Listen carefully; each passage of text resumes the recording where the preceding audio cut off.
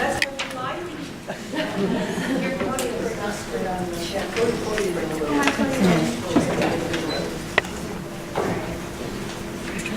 All right. It takes good.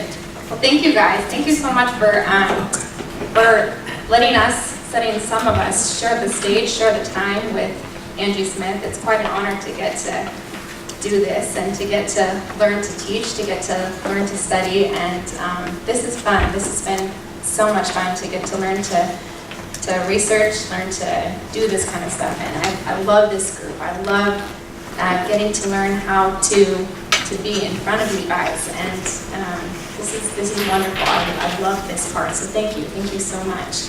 And you know, as I've been studying over the past weeks and months, some of these stories from Genesis and Exodus, they really get stuck into my head, and they run circles. And you know, if my husband could see inside my head and see this man with this beard and this 80-year-old guy that's been in my head for about 3 months, it probably seemed really strange considering how much time I've spent with Moses. But I've been thinking about him so much, and I love these stories. I absolutely love them because the more we read about them, the more they come alive. And we have to think about them in terms of the real people that are here and the real people that were represented. And even though we can't relate to the context and the historical period, we can relate to these people absolutely. I was trying to think of what it must have been like for Moses' mother, what it would have been like for the Hebrews and the Egyptians, if what had happened in Moses' time as far as Moses' mother putting him in the basket and him being adopted into Pharaoh's family. If something like that had happened in our time, what that would have been like. And the closest thing that I could come was if maybe Prince William and Duchess Kate, if they had been out and had found, maybe in a back alley somewhere, if they'd found like a box with a baby in it, and maybe if there had been something, if there had been a racial discrimination at the time or something, and if she had picked up that baby in the box and said that she was going to bring it into her palace and adopt it as her son, I mean, can you imagine? I mean, our world would absolutely have been thrown into a frenzy. And Egypt being the world's superpower at the time, I mean, they don't even have any power really, and our world would absolutely have gone crazy over that. It would have been all over the news. I mean, Egypt was dominating at that time, and so for Moses to have been brought into Pharaoh's household, we have to really know that Moses would have been a household name. Moses would have been a big story. He would not have been somebody that would have been easily forgotten. And we know through Scripture, we know that he had a family. We know as he grew older, we know that he had a brother and a sister. We know through lineage that his parents' names. But we also know that he had an Egyptian mother. And so we have to assume that he had a full childhood, a full adolescence, and that he was completely and fully indoctrinated in all of the ways of Egypt. I mean, from all of his schooling and all of his activities, just in the same way that any child would be, here or anywhere else. And so when we think of Moses growing up and then later becoming the deliverer and the redeemer of Israel, we have to go there first. And so to me, when I start thinking about kind of getting into Moses' head and him being the standout example of trusting in God's character more than his circumstances, I have to go there first and be like, okay, where did that even begin? So we have Moses starting out there. And then it's 40 years. We learned from Acts that it was 40 years until Moses went out and visited his fellow Israelites working, and we have the incident where he saw an Egyptian beating an Israelite slave, realized there's something really wrong with that, decided to kill the Egyptian over it, tried to bury him in the sand, and It ended up being found out. Pharaoh was obviously extremely upset, wanted to kill Moses over it, and Moses decided, I can't stay here. And so that's the point that Moses fled to Midian. Now Midian, I had always kind of thought, okay, Moses fled to Midian, and he probably just ran and ran and ran until he stopped.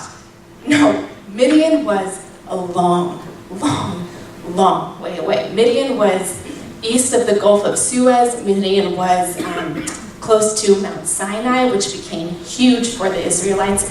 Midian, depending on how Moses got there, if he was on foot, if he rode a camel, if he took a chariot, it was an easy 150 miles.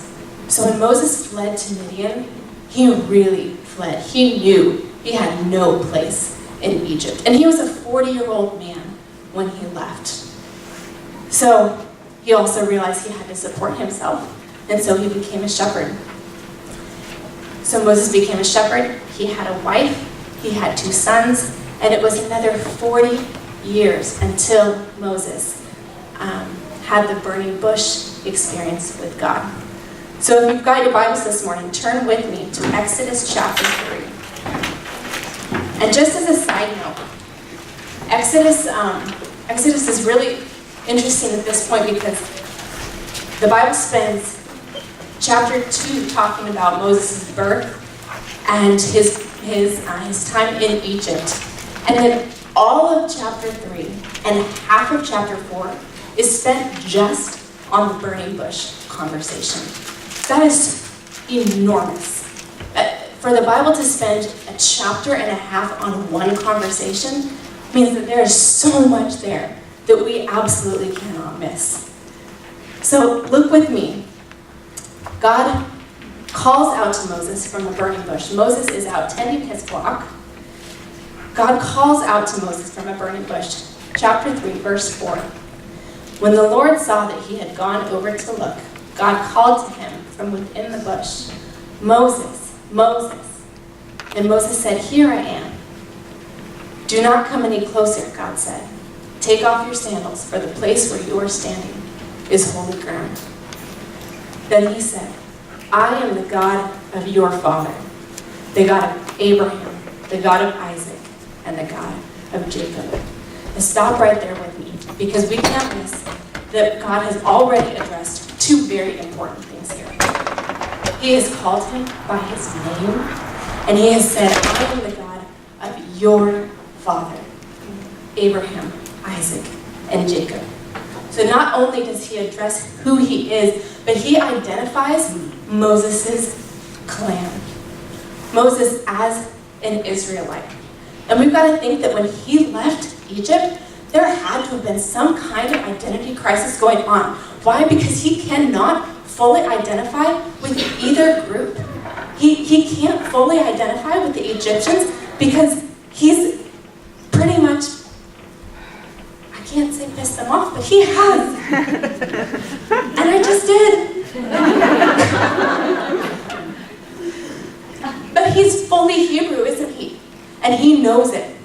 He knows it because he recognized the injustice that was happening to his own people, and something did not sit right with him. I think that was God-given, don't you? I think something in him knew that there was something that needed to be rescued about this. And so, God so clearly showed him right from the beginning, listen to me. I know who you are. We continue on, and God tells him, I have seen the misery of my people. And God tells him that he is going to be used to deliver the people from Egypt. That he is going to be sent to Pharaoh to bring them out of slavery. In verse 11, Moses said to God, who am I that I should go to Pharaoh and bring the Israelites out of Egypt? And maybe this seems humble, but to me I kind of think he's maybe more asking, why me? That's a really big job.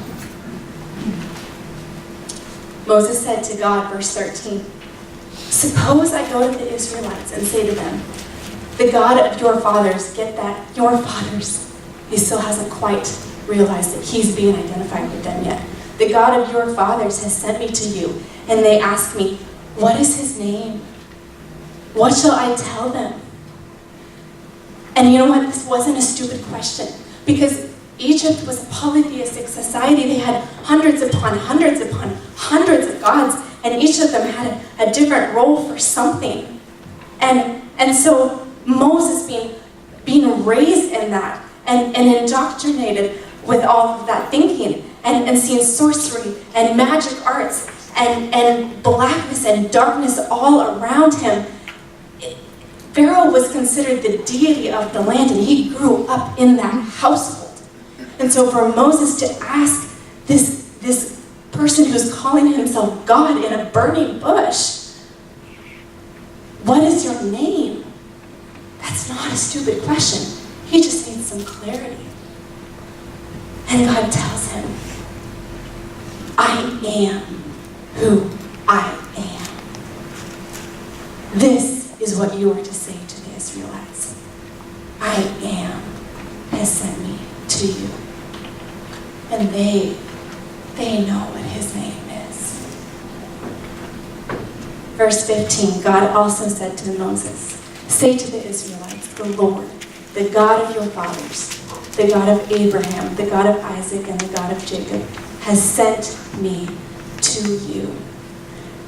And so God goes on kindly and mercifully to give Moses his whole plan.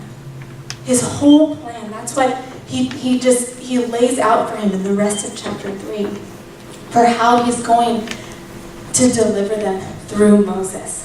What it's going to look like. The fact that Pharaoh's not going to accept his request at first. He tells him that it's going to be hard. He tells him Pharaoh's not going to let you go unless a mighty hand compels him. And so God tells Moses that there are going to be some signs that he can do. And he even shows them on Moses' own person, on his own body. These are the signs that you can show him. And so God shows him. Take your staff, throw it out, it's going to become a snake, take it back. Moses needed to see that. He needed to have that first-hand experience. He needed to know that. And so, even after that, verse 10 of chapter 4, Moses kind of starts to freak out. And Moses says to the Lord, oh Lord, I have never been eloquent, neither in the past, nor since you have spoken to your servant. I am slow of speech and tongue. And this is my favorite part. Verse 11, the Lord said to him, who gave man his mouth? Who makes him deaf or mute? Who gives him sight or makes him blind?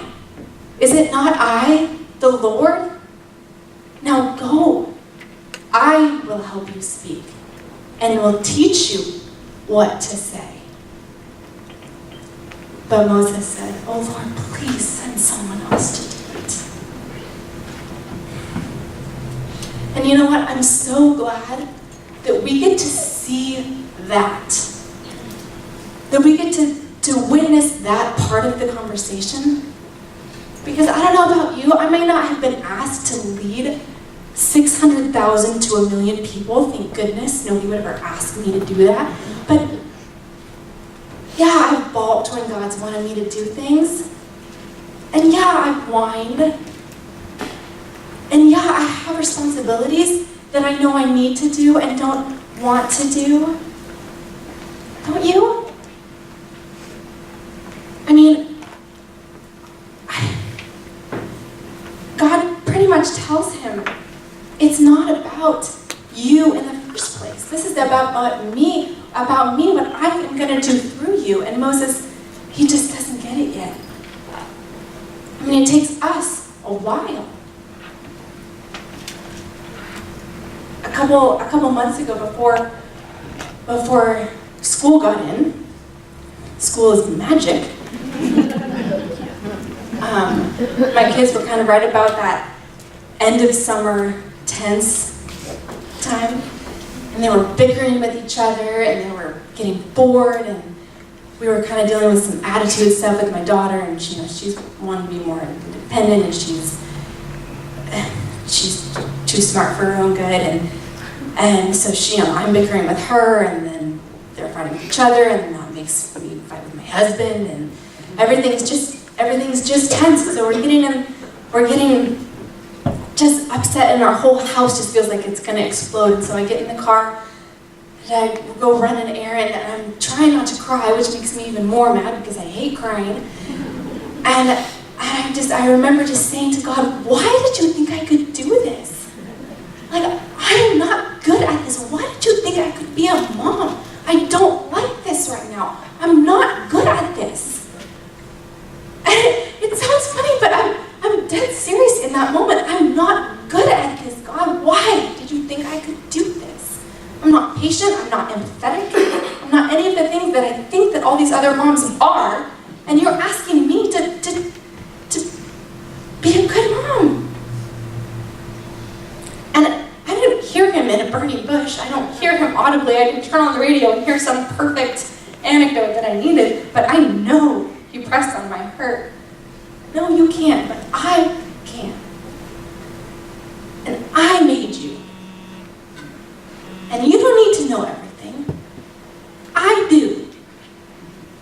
And you just need to know that I am enough. I have got this. I know you. I know your family. I'm enough. You just trust that. Keep doing what you're doing.